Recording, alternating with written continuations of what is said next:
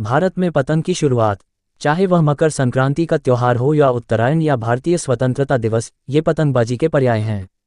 भले ही त्योहार हो या किसी अवसर पर पतंग को उड़ाने का कोई ऐतिहासिक साक्ष्य या लिखित वृत्तांत नहीं है, परंतु यह एक सदियों पुरानी परंपरा है। आइए इस लेख के माध्यम से अध्ययन करते हैं पतंग के इतिहास, कैसे ये भारत में प्रसिद्ध हुई और कब कब भारत में यह उड़ाई जाती है। जैसा कि हम जानते हैं कि भारत में पतंगबाजी का खेल बहुत पुराना और काफ़ी प्रसिद्ध है। भारत के विभिन्न राज्यों में पतंगों को अलग अलग समय में उड़ाया जाता है और साथ ही त्योहारों को मनाया जाता है। भारत अपने विभिन्न संस्कृति के लिए जाना जाता है।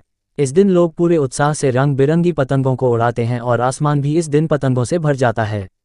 साथ ही आपको बता दें कि भारत में प्रत्येक वर्ष अंतर्राष्ट्रीय पतंग महोत्सव भी मनाया जाता है। क्या आप जानते हैं कि पहली बार पतंग आई कहाँ से, किसने इसे सबसे पहले उड़ाया, इन त्योहारों को कैसे मनाया जाता है इत्यादि। आइए इस लेख के माध्यम से अध्ययन करते हैं। पतंग का इतिहास लगभग 2000 साल से भी अधिक पुराना है। हालांकि पतंगों की उत्पत्ति या इतिहास के बारे में कोई लिखित वृत्तांत नहीं है। ऐसा कहा जाता है कि पतंग उड़ाने के सबसे पहले लिखे गए लेख चीनी जनरल हान राजवंश हान डायनेस्टी के कारनामे से थे। परंतु पतंग के आविष्कार को लेकर अलग अलग मान्यताएं हैं। ऐसा माना जाता है कि सबसे पहले पतंग का आविष्कार चीन में किया गया था और शानडोंग, जो कि पूर्वी चीन का प्रांत था, को पतंग का घर कहा जाता है। एक पौराणिक कथा से पता चलता है कि एक चीनी किसान अपनी टोपी को हवा में उड़ने से बचाने के लिए उसे एक रस्सी से बांध कर रखता था और इसी अवधारणा से पहले पतंग की शुरुआत हुई थी।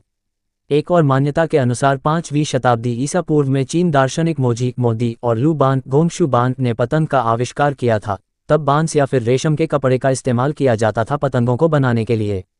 ऐसा कहा जाता है कि 549 AD से कागज़ की पतंगों को उड़ाया जाने लगा था, क्योंकि उस समय कागज़ से बनी पतंग को बचाव अभियान के लिए एक संदेश भेजने के रूप में इस्तेमाल किया गया था। प्राचीन और मध्ययुगीन चीनी स्रोतों में वर्णित है कि पतंगों को मापने, हवा का परीक्षण, सिग्नल भेजने और सैन्य अभियानों के संचार के लिए इस्तेमाल किया जाता था। सबसे पहली चीनी पतंग फ्लैट यानी चपटी और आयताकार हुआ करती थी। फिर बाद में पतंगों को पौराणिक रूपों और पौराणिक आंकड़ों से सजाया जाने लगा था और कुछ में स्ट्रिंग्स और सिटी को भी फिट किया जाता था ताकि उड़ते वक्त संगीत सुनाई दे। भारत में पतंग उड़ाने की शुरुआत कब और कैसे हुई? ज़्यादातर लोगों का मानना है कि चीनी यात्री फाहीन और हाइएन पतंग को भारत में लाए थे। ये टिश्यू पेपर और बांस के ढांचे से बनी होती थी। लगभग सभी पतंगों का आकार एक जैसा ही होता है। पतंग उड़ाने का खेल भारत में काफ़ी लोकप्रिय है। हमारे देश के विभिन्न भागों में कुछ विशेष त्योहार एवं वर्ष के कुछ महीने पतंगबाजी या पतंग उड़ाने की प्रतियोगिता से संबंधित हैं। आइए देखते हैं भारत में कब कब पतंग उड़ाई जाती हैं। 1. बसंत पंचमी में पतंग उड़ाई जाती हैं। पंजाब क्षेत्र में बसंत पतंग महोत्सव बड़ी धूमधाम से मनाया जाता है। ये बसंत मौसम में आता है, इसलिए इसे बसंत पंचमी भी कहते हैं। पतंग को धागा या मांझे से उड़ाया जाता है। इस त्योहार के दौरान कई प्रतियोगिताओं का आयोजन भी किया जाता है। इसमें कुछ जज भी होते हैं जो ये तय करते हैं कि किसकी पतंग सबसे सुंदर है, बड़ी है और सबको हराकर आसमान को छू रही है। ये त्योहार हरियाली और रंगीन पतंगों के रंगों के साथ रंग और खुशियां लाता है। 2. उत्तरायण या मकर संक्रांति पतंग महोत्सव। उत्तरायण या मकर संक्रांति को ये त्योहार जोर शोर से मनाया जाता है। गुजरात में संक्रांति से एक महीने पहले लोग अपने घरों में पतंगों को बनाना शुरू कर देते हैं। भारतीय कैलेंडर के अनुसार उत्तरायण या मकर संक्रांति का त्योहार उस दिन को चिन्हित करता है जब सर्दी गर्मी में बदल जाती है, अर्थात बसंत का आगमन होता है। ये किसानों के लिए एक संकेत है कि सूरज वापस आ गया है और उस फसल का मौसम आ रहा है। गुजरात में और कई अन्य राज्यों में जैसे कि बिहार, पश्चिम बंगाल, राजस्थान और दिल्ली में भी इस त्योहार को मनाया जाता है। लोग अपने दोस्तों, परिवारों और रिश्तेदारों के साथ छतों पर इकट्ठा होते हैं और साथ में पतंगबाजी करते हैं। गुजरात में अंतर्राष्ट्रीय पतंग महोत्सव का भी आयोजन होता है और कई देशों के लोग इसमें भाग लेते हैं। डेजर्ट पतंग महोत्सव उत्तरायण के दौरान कई सालों से जयपुर में आयोजित किया जा रहा है। 3. दक्षिण भारत में पतंग पोंगल पर्व में उड़ाई जाती हैं। दक्षिण भारत में पोंगल को मनाने के लिए लोग पतंग उड़ना पसंद करते हैं। कुछ समुद्र तट पर पतंगबाजी करने का आनंद लेते हैं। लोग ट्यूबलाइट को तोड़कर उसे पीसकर चावल के पानी के साथ मिलाकर पतंग के धागे पर लगाते हैं, उसको पैना करने के लिए ताकि दूसरे की पतंग को काट सके। पतंगों को अलग अलग तरीकों से सजाया जाता है, किसी में फिल्म स्टॉर्स और कार्टून की छवियां भी होती हैं।